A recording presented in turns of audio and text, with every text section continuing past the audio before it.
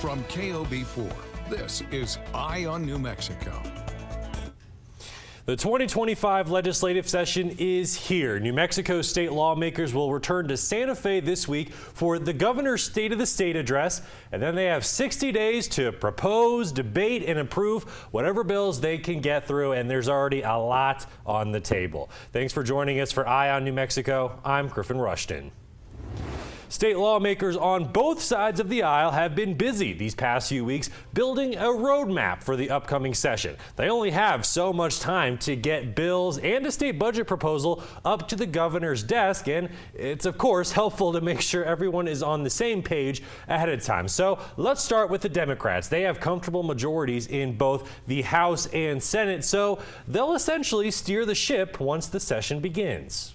This legislative session will be focusing on making life better and more affordable for you and your family. Making sure that New Mexicans who work hard can get ahead and ensure.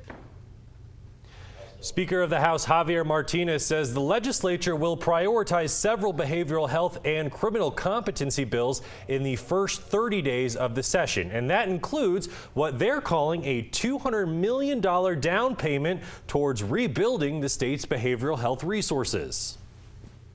New Mexico's behavioral health system is not meeting the demand for treatment services, especially for New Mexicans who want services. When someone enters care, that should not be the end of the road. We need a behavioral health system that follows up, that helps patients make the connections to additional care or services they need so that they can fully heal.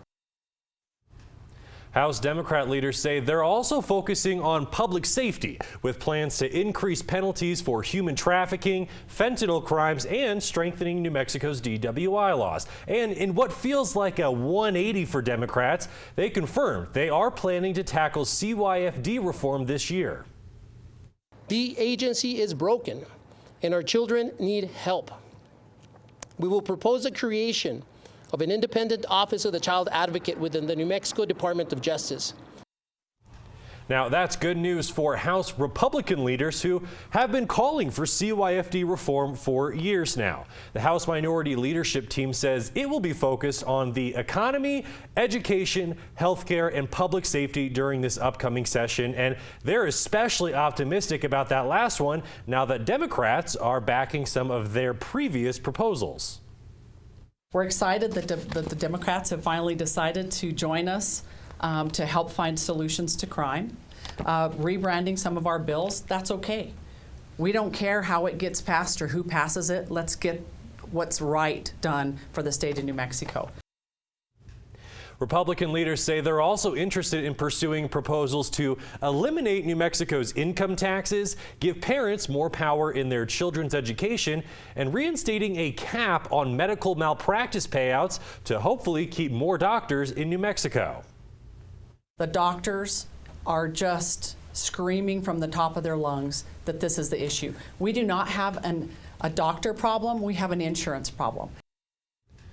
Of course, the only bill lawmakers must approve before the end of the session is a new state budget. And the Legislative Finance Committee, made up of lawmakers on both sides of the aisle and from both chambers, already released its $10.8 billion proposal. It's a 5.7% increase from last year's historic state budget, relying heavily on increased revenue from the oil and gas industry. The proposal includes funding boosts for most state departments and a 4% raise for all public school employees.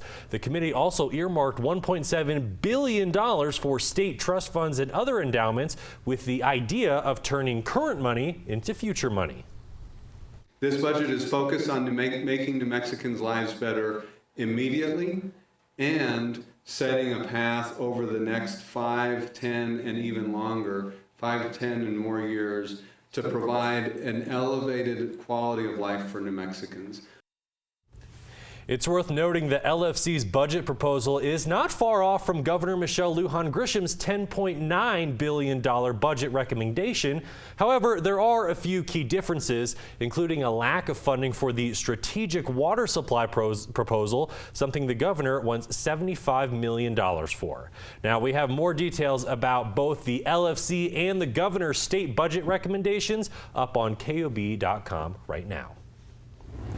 As promised, we have a lot of bills to break down for you, and we're going to start with what's likely going to be the biggest battle in the Roundhouse this year: paid family and medical leave. Democratic lawmakers are ready to try again after suffering a narrow defeat last year, and after 5 years of trying, they're confident 2025 is their year. It will be, I think, a bill that garners a lot of attention, as it should, because it's a very important bill for New Mexicans and New Mexico businesses. But Democratic State Rep Christine Chandler knows her paid family and medical leave bill needs some explaining. The proposal would establish a program that allows all New Mexico workers to take up to 12 weeks of paid time off for family reasons, like maternity leave or a death, or up to 9 weeks of paid time off for medical reasons, like recovering from a serious illness or surgery, and that's even if their employees don't offer paid time off. It makes us competitive with other states in terms of drawing employees, because they see we have benefits that will allow them to care for themselves and family members and bond with their children. According to the bill, all New Mexico workers would pay $5 for every $1,000 in wages into a new state fund to compensate employees on leave, while employers would pay $4 per every $1,000, but only if they have 5 or more workers. Just to be clear, it's not the employer paying the person's salary while they're on leave, but it's actually the fund. But only up to a certain point. Chandler says those weekly payouts will be capped at the state's median salary. So if you make $80,000 a year, your weekly compensation would only equal 1 week's pay of someone making $55,000 a year. According to the bill, those contributions would begin in 2027, and workers could start taking paid leave in 2028. But in 2026, there would be an independent actuarial analysis to make sure all that math checks out. The use of an actuarial study was something that some members of the business community asked us to do, and we embedded that in our bills. Chandler says the Department of Workforce Solutions would oversee the program, including approving or denying workers' claims and periodic reviews of all the finances. To ensure we remain on track, there are no surprises in terms of solvency, and we can ensure that we can pay the benefits we've promised the participants. That's essentially everything you need to know about paid family and medical leave going into this legislative session, where there will surely be plenty of debates about those fine details. Chandler says 13 other states already have programs like this in place, and she believes New Mexico needs to be next. If we're a state that provides benefits like that, we're going to be drawing young people into the state, early career people into the state, so that they see this as a desirable place to work. It's going to support New Mexico's economy. The previous paid family and medical leave proposals face significant pushback from business leaders who largely say it's asking too much of them, and it's likely we're going to see the same pushback this year. House Republican leaders are already taking a stand as well. We are for paid family medical leave, but not the version that's been introduced, and we will draw a line in the sand with that. Rep. Chandler noted there are several new lawmakers joining the legislature this year, and she's interested to see what conversations they bring to the table when it comes to paid family medical leave. Well, we've got a lot more proposals to tell you about, including a new batch of border security bills from Republican lawmakers. But first, it's time to take a stand and protect our children in the digital space, just as we do in the real world. A new attempt to make cyberbullying a crime in New Mexico, and our state's top prosecutor is leading the charge to Santa Fe. We'll be right back. Protecting New Mexico students from online predators is one thing, but protecting them from potentially hurting each other is something New Mexico's top prosecutor believes state lawmakers need to focus on this year. Attorney General Raul Torres says New Mexico is one of just 6 states that doesn't already deal with cyberbullying or hazing, and he says it's time to take action. It's far past time for New Mexico to move on these issues. And New Mexico Attorney General Raul Torres is giving New Mexico state lawmakers the path forward with 2 new proposals. One criminalizing hazing and introducing punishments for not reporting hazing, and the other criminalizing cyberbullying that results in psychological or physical harm. Every student deserves to feel valued, supported, and not degraded or endangered. So together these bills represent a commitment to the well-being of New Mexico's children, both online and in the real world. Democratic State Senator Mo Maestas is planning to sponsor both bills during the upcoming legislative session after witnessing the devastating effects of cyberbullying. But I have a childhood friend whose son committed suicide about 10, 12 years ago down at Los Lunas, and some of it was attributable to the bullying he was receiving, a lot of it online. According to a Pew Research Center poll, at least 46% of American teens have experienced some form of cyberbullying, almost hand in hand with a staggering increase in teen suicides. I mean, we're not going to say that the kind of bullying or things that we've seen go on didn't occur before the technology, but what you have seen is that the technology itself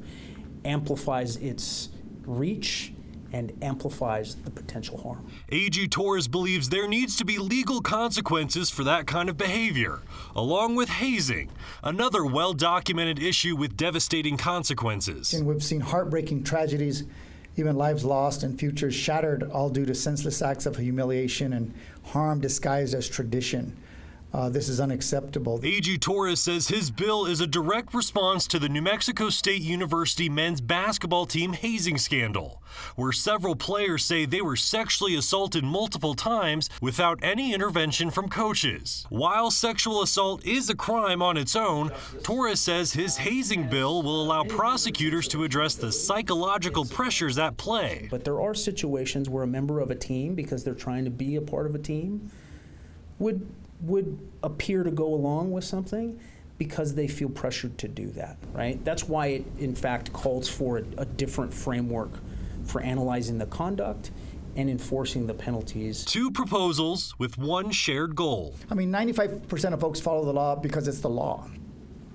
And so this will just send a message to every teenager, every mom, every community that this is not acceptable behavior. This is not the first time we've seen an anti-hazing or anti-cyberbullying bill in the Roundhouse. In fact, state lawmakers have tried to pass this legislation multiple times, but faced either rejection or just simply ran out of time. A.G. Torres says the time for waiting is over. It's time for our representative bodies to be mindful first and foremost about who they're representing and what values they place at the top of the list. Because if you showed this, including the proposed criminal penalties to the citizens of this community and the citizens of this state, without seeing one bit of polling, I'll bet you right now that they're in alignment and support with this. And for the usual voices who will complain about criminalizing this kind of activity, they are in a distinct minority. Public education is always a big topic in the Roundhouse, and this year is no exception. Education advocates are working to limit class sizes for those younger students, and they believe that could actually help solve more than just one issue. It shifts the complete dynamic of the classroom. Celeste Hernandez wrangles 20 kindergartners at Bel Air Elementary every day, but she's dealt with even more before. I've had 24 first graders in the past. And even with an education assistant by her side, she says it was hard to keep up with 24 6-year-olds. It's like herding little feral kittens, right? And you have to figure out which kids know what. So you have to know, do they all know their numbers? Do they know how to hold a pencil? Do they know how to write their name? Do they know how to write their whole name? All those things. Do they know the letters and the sounds? Important observations that could be overlooked with each additional student on the roster. When you have smaller class sizes, you get more personalized attention. Students can get more the help that they need. And education advocates say the research shows that does make a difference in the test scores, something New Mexico's kids are still struggling with after the pandemic. They're not on grade level at the end of third grade. All the research shows that everything sort of just starts to go downhill from there. They're less likely to graduate from high school. They're less likely to go to college. Their future earnings drop. So the folks at nonprofit group Think New Mexico are encouraging New Mexico state lawmakers to implement a 20-student limit limit for every kindergarten, first, second, and third grade class throughout the state. And that's what teachers are asking for, and it's really time that we start listening to what they want and what they need. But that's easier said than done. Despite state law already limiting kindergarten classes to just 20 students, data obtained by Think New Mexico shows at least 24 kindergarten classes in Albuquerque are above that limit this school year. There is already so much that's placed on elementary schools to do without the money to do it. If we're not spending the billions of dollars we have right now, then when? This is our rainy day. Like, this is it. The new bill does include a $2 million funding request to build new classrooms, but there's also concerns about a statewide teacher shortage. Advocates believe limiting class sizes could actually help with that. People don't want to go into teaching because they see how hard it is. And so we have to start changing that narrative about what it looks like to be a teacher. So it's a win-win. Buy one, get one free. Pay for the class sizes, you will get the student achievement, and you get the teacher job satisfaction. Democratic State Rep Raimundo Lara is expected to carry this bill during the upcoming session, and advocates are hopeful all the former teachers turned lawmakers in the Roundhouse get on board. There is also a renewed effort to prevent book bans in New Mexico. You may remember a group of passionate people tried getting 5 books banned from Rio Rancho public libraries back in 2023 over ideas they deemed controversial. That attempt ultimately failed, but it got the attention of Democratic State Representative Kathleen Cates, who firmly believes government leaders should not get to decide what sits on public library shelves.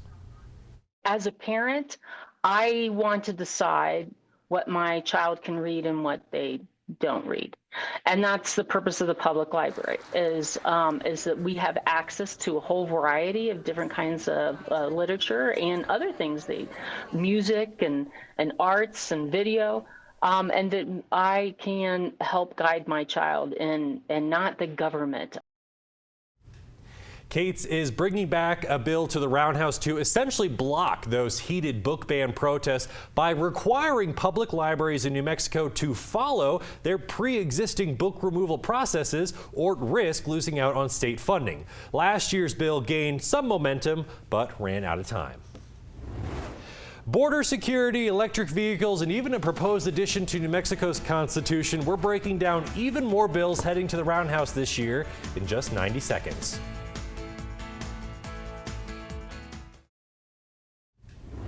Border security is a major theme in national politics right now, but a lot of that attention is often focused in states like Texas and Arizona. But New Mexico still has a 179-mile border with our southern neighbors to manage, and one Republican state senator is bringing a whole suite of new proposals to the Roundhouse to do just that.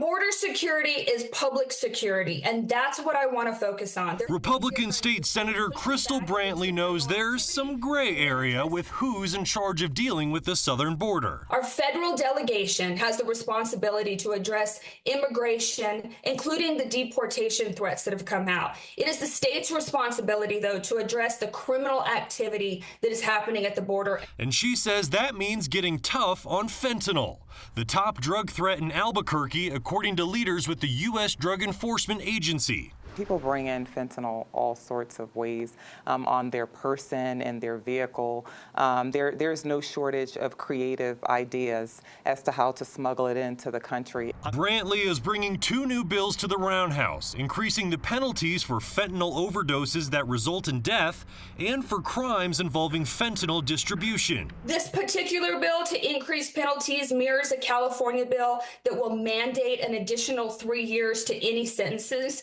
if it includes the distribution of fentanyl. And it appears Brantley may receive support across the aisle after House Democrat leaders added a similar measure to their legislative priorities. Increasing penalties for fentanyl traffickers. Brantley is also calling for a $3 million investment for new communication infrastructure in New Mexico's southern border counties. Many miles along our borderlands are out of communication zones. And so we have law enforcement, we have the people that live along the border, we have visitors to our beautiful borderlands that are in dangerous situations because of the increase of criminal activity there. While Brantley says it's up to the feds to deal with immigration issues, she is sponsoring another proposal banning sanctuary cities in New Mexico, essentially forcing all local governments to work with ICE officials. If we're trying to hold criminals accountable, we need to be accountable ourselves and saying a law is a law, and we're going to abide by those laws to keep New Mexicans safe.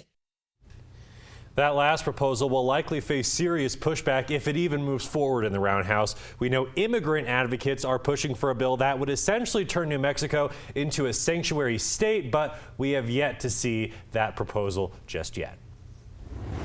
Another Republican state senator is picking a fight over some upcoming electric vehicle mandates. State environmental regulators approved new rules requiring all auto dealers across the state to significantly increase their stock of electric or zero-emission vehicles by a lot. Starting in 2026, at least 43% of new vehicles at any given dealership must be zero-emission vehicles, and that does include pickup trucks. That percentage is set to keep going up year after year, but State Senator Pat Wood says he's heard from auto sellers loud and clear that New Mexico is just not ready for that fast of a transition.